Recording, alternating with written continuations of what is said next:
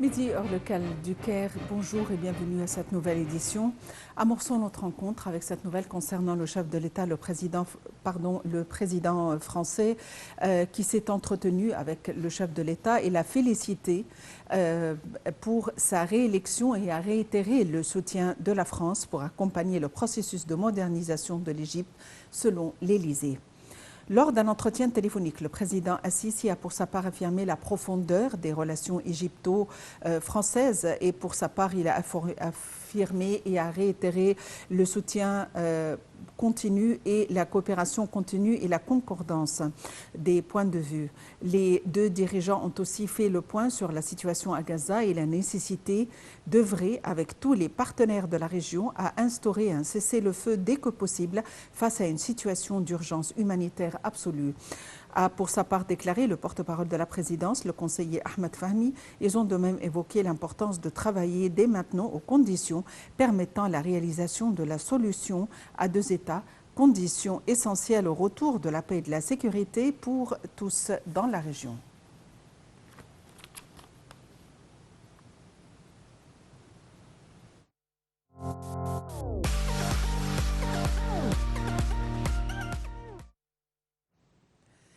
Le président Abdel Fattah el-Sisi a par ailleurs reçu un appel téléphonique de la part du chef du mouvement irakien Al-Hikma, Ammar al-Hakim, pour le féliciter pour avoir remporté un nouveau mandat présidentiel.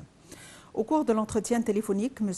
Al-Hakim a salué le rôle central joué par l'Égypte dans la protection de la sécurité et de la stabilité dans la région, soulignant le souci de l'Irak de renforcer les relations historiques entre les deux pays. Pour sa part, le président Assisi a remercié le chef du mouvement Al-Hikma pour son appel téléphonique, louant la profondeur des relations étroites qui unissent les deux pays et peuples frères.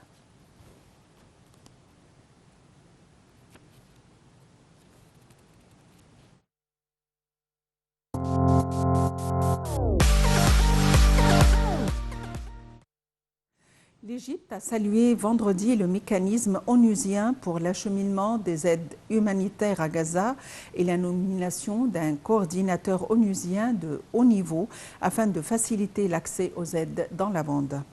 Selon un communiqué publié à cet égard, le ministère des Affaires étrangères a considéré l'adoption par le Conseil de sécurité d'une résolution pour l'acheminement à grande échelle de l'aide humanitaire à Gaza, un pas important et positif sur la voie d'alléger la souffrance humanitaire des civils palestiniens.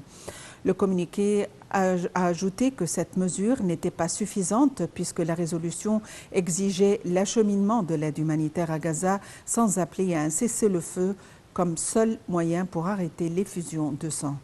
Cette résolution, indique le communiqué, se place dans le cadre de la mise en application de la décision du dernier sommet arabo-islamique exhortant l'arrêt du blocus imposé à la bande de Gaza et l'ouverture des couloirs humanitaires pour l'acheminement des aides et la création d'un mécanisme pour surveiller les convois d'aide sous les auspices des Nations Unies.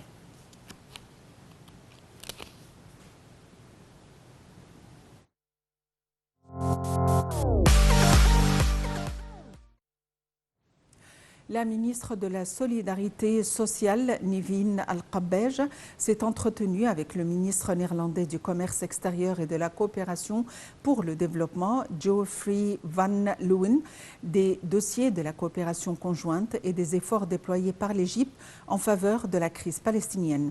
L'entretien s'est de même axé sur les aides humanitaires prioritaires pour l'enclave, les mécanismes de soutien logistique pour faciliter l'acheminement des aides, aussi bien que les services dispensés aux Palestiniens hospitalisés en Égypte.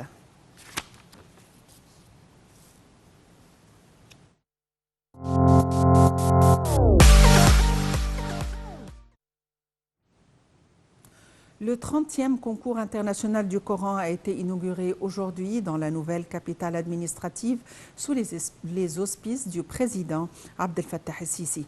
Le concours, qui durera 5 jours, est présidé par le ministre des Waqf, Mokhtar Gouma. Il a prononcé une allocution au nom du Premier ministre Mostafa Madbouli, au cours de laquelle il a salué le grand intérêt que porte le président Assisi à cet événement, ajoutant qu'il y aurait des prix considérables pour ceux qui vont gagner ce concours. Ont assisté à l'inauguration plusieurs ministres, un nombre d'ambassadeurs arabes et étrangers, des membres du Sénat et du Parlement, ainsi que des journalistes et les participants.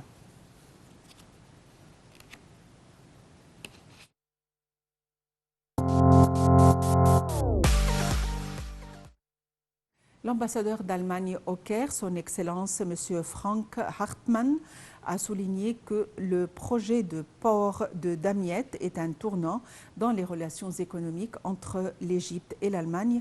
Des entreprises allemandes sont effectivement des partenaires dans certains grands projets d'infrastructures en Égypte, a-t-il indiqué. M. Hartmann a tenu ses propos à l'issue de la cérémonie de signature d'un accord de solution entre l'autorité du port de Damiette et la compagnie Damietta Alliance Container Terminal, en présence du ministre des Transports, Kamel El-Wazir, et de la ministre de la Coopération internationale, Dr Rania Al-Mashot. Dans une déclaration publiée par l'ambassade d'Allemagne au Caire, le diplomate allemand a ajouté que le nouveau terminal, dont la gestion est confiée à la compagnie des cités d'actes, constitue un ajout historique à notre coopération économique au cours des 3 dernières décennies.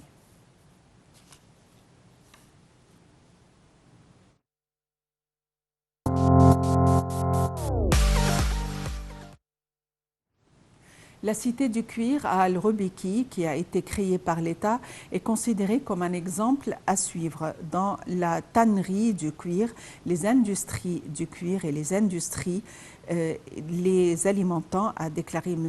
Ahmed Samir, ministre du Commerce et de l'Industrie. Les investissements dans la cité Al-Rebeki s'élèvent au total jusqu'à présent à environ 7,2 milliards de livres égyptiennes, a-t-il précisé.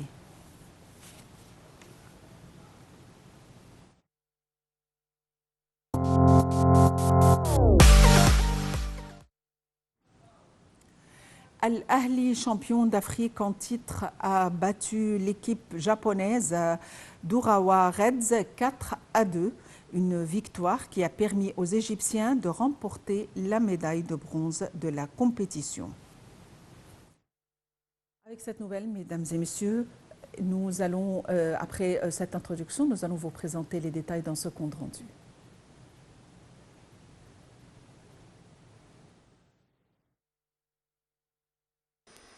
Une fois de plus, la détermination des cadres égyptiens a été mise à l'honneur pour leur permettre de décrocher la médaille de bronze de la manière la plus spectaculaire qui soit. Dans un match à haute intensité, les buts de Yasser Ibrahim et Percy Tau ont permis à l'Ali de prendre le contrôle de la partie avant qu'une frappe enroulée de José Kanté ne ramène Urawa dans le match. Suite à la faute de main de Mohamed Hani dans la surface de réparation, Alexander Charles égalise sur penalty en début de seconde période.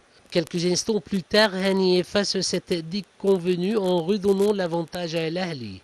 Ali Maloul s'est ensuite chargé de sceller la victoire pour les Africains en marquant à la dernière minute un coup franc direct. Cette victoire a permis au club de décrocher sa 4e médaille de bronze en Coupe du Monde des clubs. Le ministre de la Jeunesse et des Sports, Achraf Sobri, a félicité le conseil d'administration et le staff technique et administratif du club Al-Ahli pour avoir remporté la médaille de bronze de la Coupe du Monde des clubs organisée en Arabie Saoudite. Cette grande réalisation s'ajoute au championnat de football égyptien avec la 4e médaille de bronze remportée par le club depuis le début de sa participation au mondial des clubs, a dit M. Sobri.